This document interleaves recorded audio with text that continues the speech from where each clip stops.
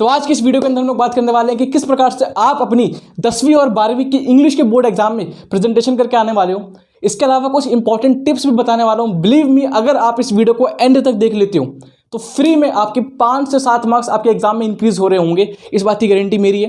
मेरे खुद की इंग्लिश में यार 95% मार्क्स आ चुके हैं, तो मैं केपेबल हूं आपको बताने के लिए कि कौन सी गलतियां आपको नहीं करनी है, किन बातों का आपको ध्यान रखना है और कौन सी ऐसी चीज़ें हैं जिससे आपके जो मार्क्स हैं वो 10 से 15% बढ़ सकते हैं फ्री में। ठीक है, इसके अलावा यार लास्ट में मैं आपको एक टाइम मैनेजमेंट भी बताऊंगा कि कैसे आपको 3 घंटे का जो पेपर है उसको मैनेज करना है, किस सेक्शन को कितना टाइम देना है ताकि जो हमारे पेपर हैं वो समय से खत्म हो जाए और हमें रिवीजन का भी टाइम मिल पाए। क्योंकि जनरली क्या होता है इंग्लिश के एग्जाम में यार पेपर बहुत ही लेंदी आता है बच्चों को, तो बच्चों को कंप्लीट करने में प्रॉब्लम होती है। तो आपकी जो टाइम मैनेजमेंट स्ट्रेटजी है वो भी मैं लास्ट में डिस्कस करने वाला हूँ। शुरू करते हैं, बट उससे पहले अगर आप पहली बार आए हो तो हम लोग बहुत ही ज़्यादा क्लोज हैं 140,000 सब्सक्राइबर्स के। तो अगर सब्सक्राइब नहीं किया है तो सब्सक्राइब कर देना। मैं जनरली बोलता नहीं, बट अगर नहीं करा है, पहली बार आए हो तो सब्सक्राइब करके उस बेल आइकन को प्रेस कर देना ताकि जो आने वाली वीडियोस है एग्जाम टाइम में उसकी नोटिफिकेशन आप तक पहुँच जाए। ठीक है, शुरू करते हैं। बहुत बढ़िया। सबसे पहले बात करते हैं कुछ बेसिक टिप्स के बारे में जिनके बारे में आपको पता ही होगा, बट फिर भी सुन लो ध्यान से। पहली बात कि यार आपको जो राइटिंग है, जो आपकी हैंड राइटिंग होने वाली है, चाहे आप 10वीं हो या 12वीं की हो, किसी भी क्लास की हो, फर्क नहीं पड़ता। आपकी जो इंग्लिश एग्जाम में जो हैंड राइटिंग है वो सबसे महत्वपूर्ण रखती है। ठीक है, बिकॉज जैसे भी आपका एग्जामिनर है वो आपकी आंसर शीट खोलता है, सबसे पहले जो ध्यान जाता है आपका वो आपके जाता है हैंड राइटिंग पे। ठीक है, तो हैंड राइटिंग हमें क्लीन और नीट रखनी है।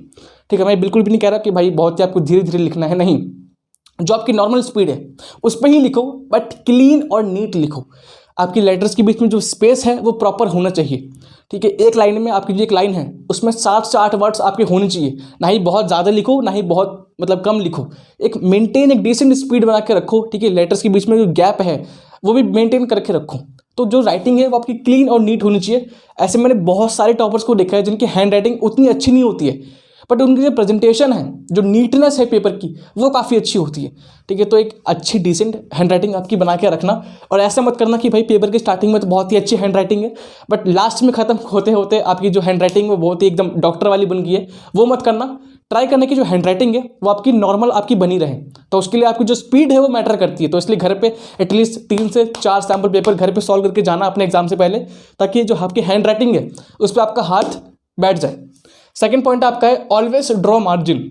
भाई आपकी जो मार्जिन है, आपकी जो आंसर शीट मिलती है, दोनों तरफ, लेफ्ट में भी और राइट में भी, दोनों तरफ आपको मार्जिन ड्रॉ करना कंपलसरी है।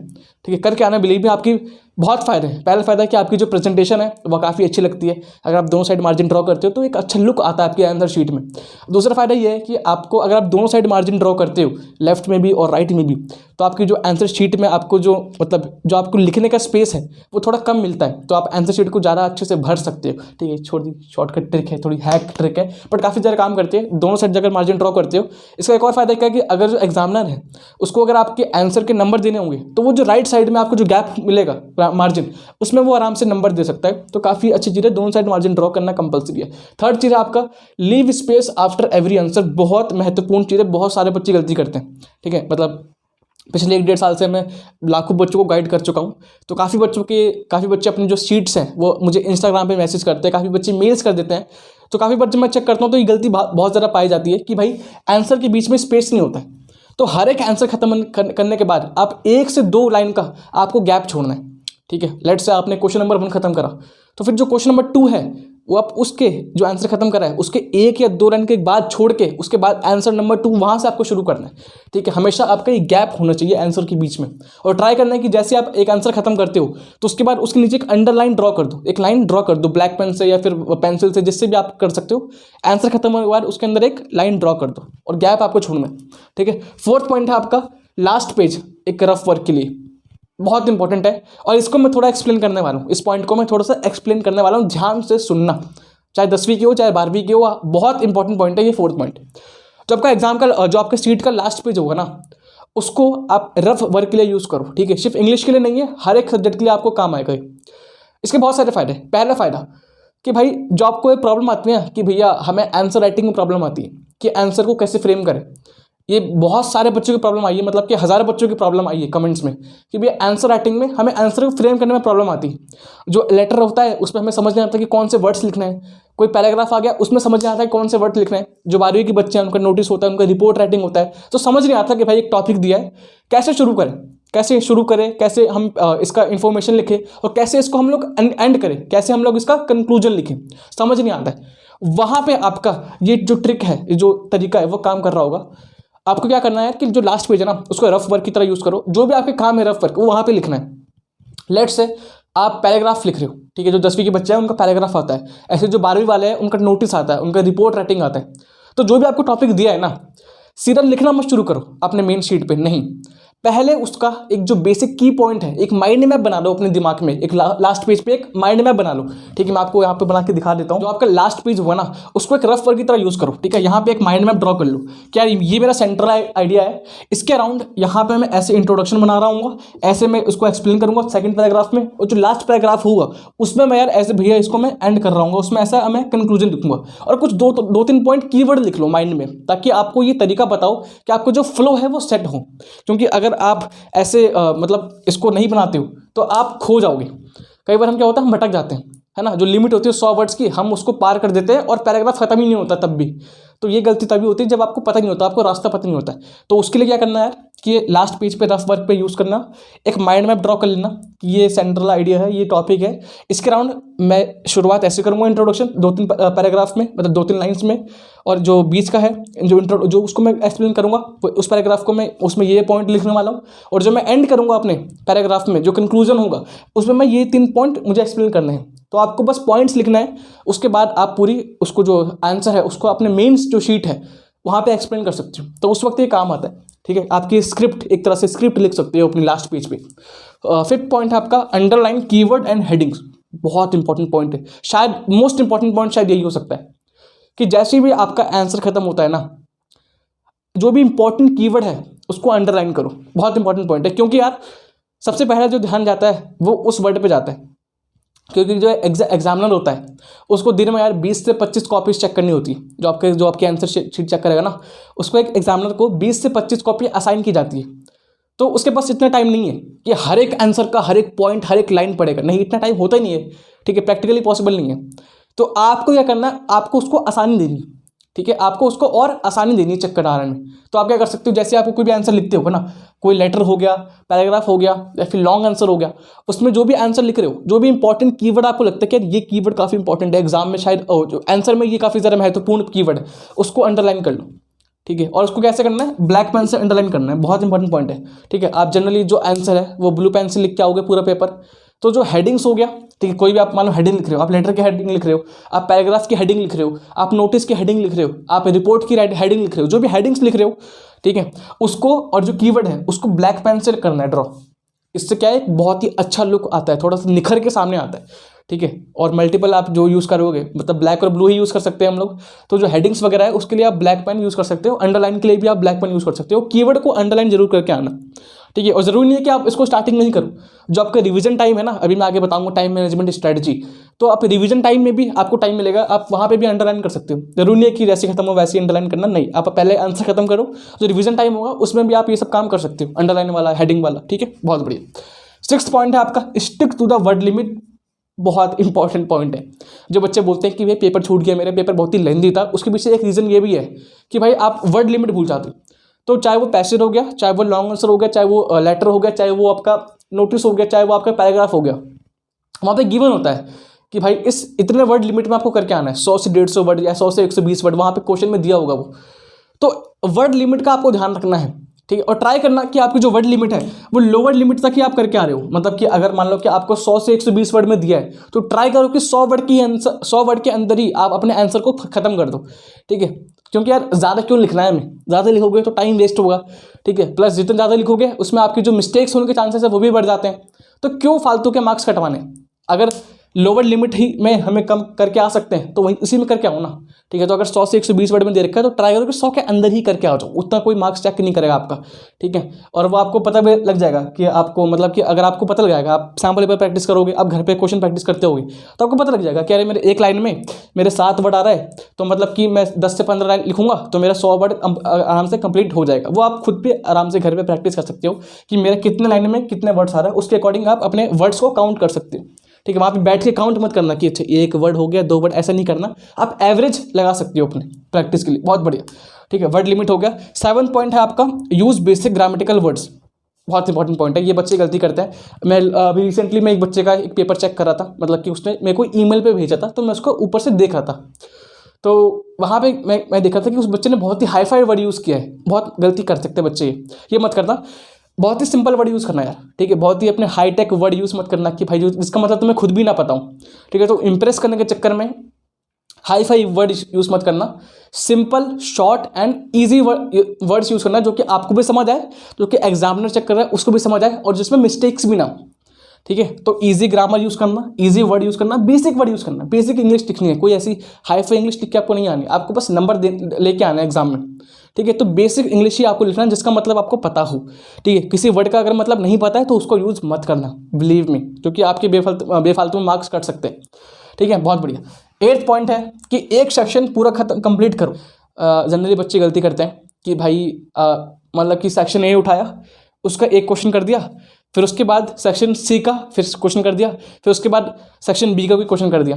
तो आप कर सकते हो, बट ऐसे में प्रॉब्लम ये होती है कि जो एग्जामिनर होता है उसको बहुत ज़्यादा प्रॉब्लम होती है चेक करने में, है ना। मान लो कि पहले आपने एक सेक्शन ए का कर दिया, फिर सेक्शन बी का कोई क्वेश्चन कर लिया, फिर उसको पूरा कंप्लीट नहीं करा, फिर सेक्शन सी का कोई क्वेश्चन उठा के कर दिया।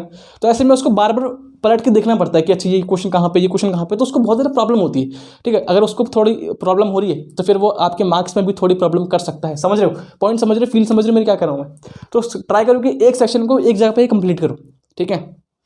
अभी मैं आपको आगे बताऊंगा कि किस ऑर्डर में आपको पेपर करना है, बट ध्यान रखो कि कोई भी सेक्शन कर रहे हो ना, ट्राई करो कि उसको पहले कंप्लीट करो, उसके बाद ही आप नेक्स्ट सेक्शन पे बढ़ो। तो अगर आप सेक्शन ए कर रहे हो, ट्राई करो कि इस सेक्शन को एक को ही एक ही जगह खत्म कर दो, उसके बाद ही अगला सेक्शन शुरू करना है, ठीक है। ऐसे अगर आप सेक्शन सी कर रहे हो, लिटरेचर वाला पार्ट कर रहे हो, तो ट्राई करो कि उसको एक जगह पे खत्म करो, उसके बाद ही अगला सेक्शन हमें शुरू करना है। मतलब कि एक सेक्शन को एक जगह पे कंप्लीट करो ताकि टीचर को, जो एग्जामिनर है, उसको चेक करने में आसानी हो, ठीक है। बहुत बढ़िया। 9th पॉइंट है आपका, start new answer from new page. ये तो सबको पता होगा कि भाई जो कोई भी नया आंसर आता है तो उसको नए पेज से शुरुआत करनी है, ठीक है। लेट्स से आप कोई क्वेश्चन कर रहे हो, क्वेश्चन नंबर 9 कर रहे हो मान लो, और वो आपका आधे पेज पे आके खत्म हुआ उसका आंसर, तो ये मत करना कि भाई क्वेश्चन 10 है वहीं से शुरू कर दिया। ये बहुत सिली मिस्टेक करते हैं बच्चे। तो कोई भी अगर आंसर है वो आधे पेज पे आके खत्म हो रहा है, तो जो अगला आंसर है उसको हमें नए पेज से शुरू करना है। वहाँ पे यार पेज मत बचाओ, तुम्हें प्रॉपर पेज मिल रहा है, तुम्हें सप्लीमेंट्री शीट भी मिल जाएगी, ठीक है। तो वहाँ पे तुम पेज मत बचाओ, तुम जो प्रेजेंटेशन है उसको ध्यान रखो, ठीक है। तो हमेशा जो भी नया आंसर है उसको नए पेज से शुरू करना है, ठीक है। बहुत बढ़िया। खासकर जो लेटर वगैरह होते हैं ना, लेटर वगैरह, उसको तो नए पेज से ही शुरू करना, ठीक है। ऐसा मत करना कि आधे पेज से हम लेटर की शुरुआत कर रहे हैं, बहुत बेकार लगता है वो देखने में, ठीक है। लेटर वगैरह हो गया, पैराग्राफ हो गया, जो भी चीज़ें ना, इनको तो हमेशा नए पेज से ही शुरू करना है, ठीक है। बहुत बढ़िया। फॉर्मेट सही यूज़ करना, बहुत ये एक इंपॉर्टेंट पॉइंट है यार। फॉर्मेट वगैरह का ध्यान रखना। काफ़ी बच्चे कई बार क्या होता है कि जल्दीबाजी में हम फॉर्मेट गलत कर देते हैं। तो जितने फॉर्मेट आपके लेटर हो गया, पैराग्राफ हो गया, नोटिस हो गया, रिपोर्ट हो गया, आपका ऐसे जो भी आपके आएगा क्वेश्चन, फॉर्मेट का हमें ध्यान रखना है। जो 10वीं वाले बच्चे हैं उनकी मैंने इससे लास्ट वीडियो बताई थी, मैंने क्लास 10th की इंग्लिश स्ट्रेटजी के ऊपर, यूट्यूब के ऊपर बेस्ट वीडियो है, ठीक है। मैं दावे के साथ कह सकता हूँ वो बेस्ट वीडियो, क्यों? क्योंकि उसके अंदर सब कुछ मैंने कवर करा है, ठीक है। 20 मिनट की मैंने वीडियो बनाई थी लास्ट वाली, उसके अंदर मैंने question answer, literature, first flight, footprint without feet, grammar, letter writing, paragraph, सब कुछ कवर कर दिया एक वीडियो के अंदर। उसके अंदर फ्री में PDF भी आपको दी गई है, तो उसका भी लिंक मैं आपको यहाँ आई बटन में या फिर डिस्क्रिप्शन बॉक्स में दे दूंगा, तो वो जाके आप देख सकते हो। वहाँ पे फॉर्मेट वगैरह मैंने बता रखा है, और जो 12वीं वाले बच्चे हैं आपको भी यूट्यूब पे मिल जाएगा फॉर्मेट वगैरह। तो फॉर्मेट का ध्यान रखना यार, ठीक है। फॉर्मेट आपका जो डेट है, ठीक है, आपका डेट किस ऑर्डर में लिख रहे हो। अगर कोई क्वेश्चन में बॉक्स बनाना होता है तो बॉक्स वगैरह बना के आना, ठीक है, 12वीं वाले जो बच्चे हैं। तो फॉर्मेट आपको ध्यान रखना, फॉर्मेट मत गलत करना, बिकॉज फॉर्मेट के यार मार्क्स बहुत इंपॉर्टेंट होते हैं। अगर फॉर्मेट आपने गलत लिख दिया तो आपके आधे या फिर 1 मार्क्स कट सकते हैं, जो कि आपकी ओवरऑल परसेंटेज पे काफ़ी इफेक्ट कर सकता है, ठीक है। अगला पॉइंट है डोंट यूज शॉर्ट फॉर्म। यार ये बहुत बच्चे गलती करते हैं भाई, शॉर्ट फॉर्म यूज़ मत करके आना, ठीक है। वहाँ पे अपनी इंस्टाग्राम वाले या फिर जो व्हाट्सएप वाली लैंग्वेज है वो मत यूज़ करना, है ना। तो पूरा आपको वर्ड लिख के आना है। अगर आपसे पूछा गया है डेट लिखने को, तो प्रॉपर डेट लिख के आओ, 28 फरवरी, ठीक है, 27 जनवरी या जो भी है। आप वहाँ पे फेब या जैन या फिर ऐसे मत लिख के आना, समझ रहे हो मेरे पॉइंट। पूरा हमें डेट लिख के आनी है, ठीक है। ऐसी आप कुछ भी लिख रहे हो, लेट से आप पॉइंट ऑफ व्यू आपको लिखना है, तो वहाँ पे फिर POV मत लिख के आना, ठीक है। वहाँ पे कहीं आप इंस्टाग्राम और व्हाट्सएप की छपरी लैंग्वेज यूज़ करके आ रहे हो, शॉर्ट फॉर्म यूज़ मत करना, प्रॉपर हमें हर एक वर्ड का पूरा फुल फॉर्म लिख के आना है, ठीक है। बहुत बढ़िया। 12 अगला पॉइंट है आपका आंसर विथ पॉजिटिव एंड। ये बहुत इंपॉर्टेंट पॉइंट है। कई बार क्या होता है, कुछ ऐसे क्वेश्चन होते हैं जहाँ पे आपका आपसे ओपिनियन पूछा होता है। आपके लेटर में भी कई बार ऐसा आ जाता है कि लेटर में कि राइट सजेशन, लास्ट में आपको लास्ट में सजेशन देना होता है या फिर अपना ओपिनियन देना होता है ना। कई बार आपके रिपोर्ट में पूछ लेते हैं, कई बार आपके पैराग्राफ में भी पूछ लेते हैं, कई बार आपका जो लॉन्ग आंसर रहता है उसमें भी पूछ लेते हैं कि भाई अपना सजेशन दो, अपना ओपिनियन दो। तो ट्राई करो यार कि आप एक पॉजिटिव एंड के साथ उसको खत्म कर रहे हो आंसर को, ठीक है। वहाँ पे कुछ भी एक साइड मत लेना, ठीक है। अपने पॉलिटिकल व्यूज़ को साइड कर दो थोड़ी देर के लिए। एग्जाम में एक न्यूट्रल होके एक पॉजिटिव एंड देना है हमें, ठीक है। घर पे आके वो सब चलेगा, बट वहाँ एग्जाम में तुम्हें नंबर लेने, तो ट्राई करो कि एक जो आंसर है उसको एक पॉजिटिव एंड के साथ खत्म करो, ठीक है। लास्ट पॉइंट है आपका, डोंट लीव क्वेश्चन ब्लैंक। भाई कोई भी क्वेश्चन को खाली छोड़ के मत आना, बिलीव में। कोई भी क्वेश्चन है खाली तो बिल्कुल नहीं छोड़ना है, कुछ भी कुछ उस पर लिख के आना है, ठीक है। अगर बिल्कुल भी नहीं आता है, कोई ऐसी आगे सिचुएशन की भैया आंसर बिल्कुल भी नहीं आता है, फिर भी कुछ ना कुछ लिख के आ जाओ, ठीक है। समरी लिख के आ जाओ, ठीक है, बट खाली नहीं छोड़ना है, ठीक है। उस चैप्टर में कुछ तो आता होगा, अगर कुछ भी नहीं आता है फिर भी खाली नहीं छोड़ना है। उस क्वेश्चन को पहले स्टार्ट कर दो, उसके बाद मतलब 2-3 लाइन में एक्सप्लेन कर दो क्वेश्चन को, उसके बाद लास्ट में समरी लिख के आ जाओ, ठीक है। डायरेक्ट समरी मत लिख देना, वरना फिर उसको लगेगा टीचर को यार तो इसने तो डायरेक्ट समरी चिपका दी है, वो मत करना। अगर बिल्कुल भी नहीं आता है उस केस में थोड़ा बहुत एक्सप्लेन कर दो 2-3 लाइन में, उसके बाद फिर लास्ट में समरी लिख सकते हो, ताकि टीचर को ये लगे कि यार इस बच्चे को थोड़ा बहुत आता है और लास्ट में उसने समरी लिख दिया तो आपको नंबर दे ही देगा, ठीक है। बट डायरेक्ट समरी मत लिख के आना और क्वेश्चन खाली बिल्कुल भी नहीं छोड़ना। इंग्लिश का एग्जाम में हर एक बच्चा 95 के 100 मार्क्स बोल सकता है। मैंने खुद के 95 आए हैं, आपका मैं चाहता हूँ कि आप में से हर एक बच्चे के 100 मार्क्स आए इंग्लिश में, और आप कमेंट्स में आके बताओ कि भैया 95 के मेरे 100 मार्क्स आए इंग्लिश में, 100 मार्क्स बोला अपन ने, ठीक है। और कई बार ऐसा होता है कि कुछ बार ऐसा लास्ट बार भी हुआ था कि कई बार क्या होता है सीबीएसई में जो क्वेश्चन होते हैं वो गलत होते हैं, कई बार मिस प्रिंट हो जाते हैं, कुछ क्वेश्चन गलत होते हैं। तो उस केस में अगर आपने अटेम्प्ट करा है तो आपको मार्क्स पूरे मिलेंगे, ठीक है। भले आपने गलत किया है क्वेश्चन या कैसे भी किया, अगर आपने अटेम्प्ट करा है और क्वेश्चन सीबीएसई की तरफ से गलत आया तो नंबर सबको मिलेंगे। बट कब मिलेंगे? अगर आपने अटेम्प्ट करा, अगर अटेम्प्ट नहीं करा तो नहीं मिलेंगे नंबर। तो ये भी एक चांस है कि क्वेश्चन छोड़ना नहीं आता है फिर भी अटेम्प्ट कर लो। अगर मान लो बाई चांस क्वेश्चन गलत आ गया तो नंबर फिर भी मिल ही जाएंगे पूरे, समझ रहे हो, ठीक है। तो ये कुछ आपकी प्रेजेंटेशन टिप्स थी, कुछ प्रेजेंटेशन तकनीक थी, ठीक है, जिसको अगर आप ध्यान फॉलो करते हो तो आपके एटलीस्ट 5 से 7 मार्क्स तो आपके इंक्रीज हो रहे होंगे। अभी हम लोग बात करते हैं आपकी टाइम मैनेजमेंट स्ट्रेटजी के बारे में। 3 घंटे का जो पेपर आएगा उन 3 घंटे में कैसे हमें किस सेक्शन को कितना टाइम देना है, कैसे हमें टाइम को मैनेज करना है, वो देखते हैं। तो अभी तक हम लोग बात कर चुके हैं आपकी प्रेजेंटेशन टिप्स के बारे में। अभी हम लोग बात करते हैं कि भाई कैसे आपको जो 3 घंटे का जो पेपर है कैसे हमें टाइम को मैनेज करना है, कौन सा सेक्शन पहले करना है, किस सेक्शन को में कितना टाइम इन्वेस्ट करना है, वो देखते हैं। तो ये आपकी एक मैंने टाइम मैनेजमेंट की एक पीडीएफ बनाई है, ठीक है। इस पीडीएफ का जो लिंक है मैं आपको डिस्क्रिप्शन बॉक्स में दे दूंगा, तो वहाँ से जाकर आप इसको डाउनलोड भी कर सकते हो। पर पहले आपको समझ लो कि कैसे हमें पेपर को अटेम्प्ट करना है।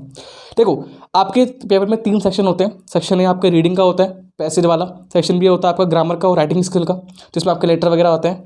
और सेक्शन सी होता है आपका लिटरेचर का, जिसमें आपकी जो बुक होती है उसके क्वेश्चन आंसर पूछ रहे आते हैं। तो जो आपको मैं टाइमिंग दिया है ना, ये एक आइडियल टाइमिंग है। इसको अगर आप फॉलो करते हो तो आपका पेपर समय से हो भी जाएगा, हर एक सेक्शन को टाइम मिलेगा, प्लस आपको रिवीजन का भी टाइम मिलेगा। लास्ट में आप 10 मिनट आपका फ्री मिलेगा। आप वहाँ पे पेपर चेक कर दो, आपका कोई गलती हुई वो चेक कर लो, अंडरलाइन कर लो, ठीक है, रिवाइज कर लो, तो आपको लास्ट में रिवीजन का टाइम भी आपको मिल जाएगा अगर आप इसको फॉलो करके चलते हो, ठीक है। तो आपके जो सेक्शन ए है रीडिंग वाला, पैसेज वाला, उसमें हमें टोटल जो टाइम है, टोटल मैं बता रहा हूँ, वो आपको 50 मिनट का देना है, ठीक है। आप घड़ी लेके जाओगे पेपर में, आपके सामने भी घड़ी दिख जाओगी, 50 मिनट आपको प्रॉपर देना है। अब कैसे इसमें कैसे टाइम देना है वो बता देता हूँ मैं। जो आपका पैसेज होगा, आपके 2 पैसेज आएंगे, तो हर एक पैसेज को 5-5 मिनट पढ़ना है आपको, ठीक है। और अगर आप 5 × 2 करोगे, मतलब 2 पैसेज है तो 10 मिनट आपका रीडिंग टाइम जाएगा पैसेज को पढ़ने में। और ये एक एवरेज स्पीड है, मतलब कि आराम से 5 मिनट में आप आराम से एक पैसेज को पढ़ सकते हो। आराम से पढ़ोगे ना, आराम से, जल्दीबाजी मत करना आप कि भाई नहीं, आराम से पढ़ोगे ना तो आराम से 10 मिनट में आप दोनों पैसेज को पढ़ सकते हो, ठीक है। और इसमें मैं वो टाइम इंक्लूड नहीं कर रहा हूँ 15 मिनट वाला, जो आपको 15 मिनट का टाइम मिलता है ना पेपर का रीडिंग टाइम, मैं इसमें इंक्लूड नहीं कर रहा हूँ। तो अगर आप उसको भी कर लेते हो इंक्लूड, फिर तो आपके और भी ज़्यादा मौज है, फिर तो आपको और भी ज़्यादा टाइम मिल जाएगा। तो मैंने उसको हटा के मैं आपको बता रहा हूँ स्ट्रेटजी। इसके बाद आपके टोटल 10 क्वेश्चन आते हैं। पैसेज 1 में 10 क्वेश्चन आएगा, पैसेज 2 में 10 क्वेश्चन आएगा, टोटल आपके 20 क्वेश्चन आएंगे। तो एक क्वेश्चन को हमें 2 मिनट का टाइम देना है, ठीक है। आपका क्वेश्चन जो है, एक क्वेश्चन आपका 1 मार्क का आएगा पैसेज में, तो एक क्वेश्चन को हमें 2 मिनट का टाइम देना है। टोटल आपके 40 मिनट आपके क्वेश्चन आंसर में खत्म हो जाएंगे। तो आपको जो सेक्शन ए है टोटल आपको 50 मिनट में खत्म कर देना है, अगर आप टाइमिंग के अकॉर्डिंग चलते हो तो, ठीक है, वरना फिर आपको आगे दिक्कत होगी। तो 50 मिनट में हमें खत्म करना ही करना है, ठीक है। बहुत बढ़िया। जो हमारा सेक्शन बी है ग्रामर और राइटिंग वाला, इसमें क्या क्या आपके 10 क्वेश्चन आपके ग्रामर के आएंगे। ठीक है, ये 10वीं का बता रहा हूँ मैं, 10 क्वेश्चन आपके ग्रामर के आएंगे। तो एक क्वेश्चन को हमें 1 मिनट का टाइम देना है, ज़्यादा हमें टाइम नहीं देना है। ग्रामर में हमें 10 मिनट टाइम देना है। ऐसे आपको जो लेटर है, लेटर आपको बहुत ही आसान आता है। मैंने आपको लास्ट वीडियो में बताया था कि कितना आसान लेटर है, मतलब हर एक बच्चे के फ्री के मार्क्स हैं लेटर में। तो लेटर आपके 10 मिनट आराम से कर सकते हो, मतलब आप आराम से फ्री, अगर आप आराम से करोगे तो 10 मिनट में आराम से लेटर खत्म कर सकते हो। ऐसे आपको जो पैराग्राफ है, पैराग्राफ आपको बहुत ही आसान आता है। मैंने आपको कुछ क्वेश्चन प्रैक्टिस के लिए भी दिए थे लास्ट वीडियो में, उसका भी लिंक आपको नीचे मिल जाएगा। ठीक है, तो पैराग्राफ भी आप आराम से 10 मिनट में खत्म कर सकते हो। तो आपका जो सेक्शन बी है, टोटल सबसे आसान सेक्शन जो होता है आपका वो सेक्शन बी होता है। ठीक है, ये आपका आराम से आप 30 से 35 मिनट में आप कर सकते हो, डिपेंडिंग अपॉन आपकी स्पीड, बट 30 मिनट आप आराम से कर सकते हो उसको। सबसे इंपॉर्टेंट जो हमारा सेक्शन है वो होता है सेक्शन सी, सबसे ज़्यादा वेटेज का होता है, सबसे ज़्यादा टाइम भी यहीं पर लगेगा। तो इस पूरे सेक्शन को जो लिटरेचर वाला होता है, इसमें हमें टोटल 90 मिनट का टाइम देना है, मतलब कि अराउंड 1.5 घंटे का हमें समय देना है। तो 1.5 घंटा हम यहाँ पे अकेले इसमें दे दूँगी, मतलब कि 50% जो हमारा टाइम जाएगा वो सेक्शन सी को जाएगा। और हमारे 50% वेटेज भी कैरी करते हैं, मतलब 80 में से 40 मार्क्स भी यहीं से मिलेंगे हमें। ठीक है, तो उसका टाइम भी ज़्यादा जाएगा। तो इसमें जो 30 मिनट है, पहले 30 मिनट वो हमारे जाएंगे एक्सट्रैक्ट बेस्ड क्वेश्चन में। अगर आपको याद हो तो आपको जो पेपर आता है उसमें 2 क्वेश्चन आपके होते हैं एक्सट्रैक्ट बेस्ड। ठीक है, एक आपका पोयम का होगा, पोयम का कोई स्टैंजा दे देगा, उस पर क्वेश्चन पूछ लेंगे 3-4, और एक आपका प्रोज का, आपका एक चैप्टर का कोई स्टैंजा दे देगा, उसमें क्वेश्चन पूछ लेगा। तो आपका जो एक्सट्रैक्ट बेस्ड क्वेश्चन है इसमें आपको 30 मिनट का टाइम देना है। 30 मिनट पर आराम से दोनों क्वेश्चन को कर सकते हो, आराम से कर सकते हो, बहुत आसान होता है। ठीक है, इसके बाद आपके शॉर्ट आंसर जो होते हैं, आपके टोटल 5 क्वेश्चन पूछे जाएंगे। ठीक है, उसमें आप अगर आपको हर एक क्वेश्चन को आप 5-5 मिनट का टाइम दे सकते हो, तो आराम से 30 मिनट में आप जो शॉर्ट आंसर है आराम से उसको खत्म कर सकते हो। एक क्वेश्चन में आपको 5 मिनट का टाइम देना बहुत ज़्यादा टाइम है। ठीक है, इसके बाद लास्ट में आपके 2 क्वेश्चन होंगे जो कि आपके लॉन्ग आंसर होंगे, बड़े बड़े आंसर है ना, जिसमें आपको 100 से 150 वर्ड भी लिख के आना होगा। तो मैंने आपको सफिशिएंट टाइम दिया है, सफिशिएंट टाइम दे रहे हैं। एक क्वेश्चन को मैं आपको 15 मिनट दे रहा हूँ, जो कि बहुत ज़्यादा है, बट फिर भी आप ले लो आराम से। ठीक है, कई बार क्या होता है कुछ हम लोग भूल जाते हैं, गलती कर देते हैं। तो आराम से आप एक क्वेश्चन को 15 मिनट का टाइम दोगे तो 2 क्वेश्चन आप आराम से 30 मिनट में कर सकते हो। तो ये आपका टोटल आपके 90 मिनट है, यानी 1.5 घंटा का आप प्रॉपर लिटरेचर में टाइम दे रहोगे। इन सभी को अगर आप ऐड करोगे तो आपका आराम से 10 मिनट आपका बच जाता है रिवीजन का, जिसमें आप आराम से पेपर को चेक कर सकते हो, कोई अंडरलाइन कर सकते हो कीवर्ड को, कोई गलती होगी मिस्टेक उसको रेक्टिफाई कर सकते हो, या कोई फॉर्मेट चेक कर सकते हो, कोई फॉर्मेट में गलती नहीं है, कोई अपनी ग्रामेटिकल मिस्टेक चेक कर सकते हो। समझ रहे हो? तो पेपर को एक तरह से रिवाइज कर सकते हो, आराम से 10 मिनट का टाइम आपको फ्री मिलेगा। ठीक है, तो इसके अकॉर्डिंग चलते हो, इसकी PDF में ऐड कर दूंगा डिस्क्रिप्शन में, आराम से डाउनलोड कर सकते हो और सामने चिपका लो दीवार के, और सैम्पल पेपर को आराम से इसके अकॉर्डिंग सॉल्व करने का ट्राई कर दो। ठीक है, सैम्पल पेपर को इसके अकॉर्डिंग सॉल्व करना शुरू कर दो। तो ये आपकी वीडियो थी इंग्लिश की प्रेजेंटेशन और टाइम मैनेजमेंट को लेकर। अगर आपको कोई भी डाउट है तो नीचे कमेंट में पूछ सकते हो, मैं आपको रिप्लाई कर दूंगा। इसके अलावा आपको जिस भी टॉपिक के ऊपर वीडियो चाहिए, जिस भी सब्जेक्ट के ऊपर वीडियो चाहिए, कमेंट कर दो, अगली वीडियो आपको मैं उसके ऊपर बना के दे दूंगा। अगर पहली बार आए हो तो यार सब्सक्राइब कर देना, क्योंकि हम लोग बहुत ही ज़्यादा पास हैं 140,000 सब्सक्राइबर्स के। तो पहली बार आए हो तो अगर कंटेंट पसंद आया है तो सब्सक्राइब मार के उस बेल आइकन को प्रेस कर देना, ताकि जब भी वीडियो आए आप तक पहुंच जाए। ठीक है, इसके अलावा काफ़ी सारी वीडियो आने वाली है। आपकी मैथ की स्ट्रेटजी आई, आपकी हिंदी की स्ट्रेटजी आने वाली है, आपकी SST की भी मैं ट्राई कर रहा हूँ कि अगर बन जाए तो आपकी SST की भी एक स्ट्रेटजी फाइनल हम लोग दे पाएँ, जिसके अंदर मटेरियल्स वगैरह भी मिल जाएंगे आपको, मैं एक शेड्यूल भी दे दूंगा। तो इसलिए सब्सक्राइब वगैरह कर देना, और दोस्तों में फैला दो वीडियो यार। मैं देख रहा हूँ कि बहुत लोग शेयर नहीं करते हैं, तो ये वीडियो को शेयर कर देना। ठीक है, अगर इंग्लिश की स्ट्रेटजी देखनी है बेस्ट यूट्यूब पे, तो यहाँ राइट वाली वीडियो पे क्लिक करो, वहाँ पे आपको इंग्लिश की बेस्ट स्ट्रेटजी मिल जाएगी। ठीक है, जल्दी मिलता हूँ आपसे अगली वीडियो में, तब तक के लिए अपना ध्यान रखना, सेफ रहना, goodbye and take care.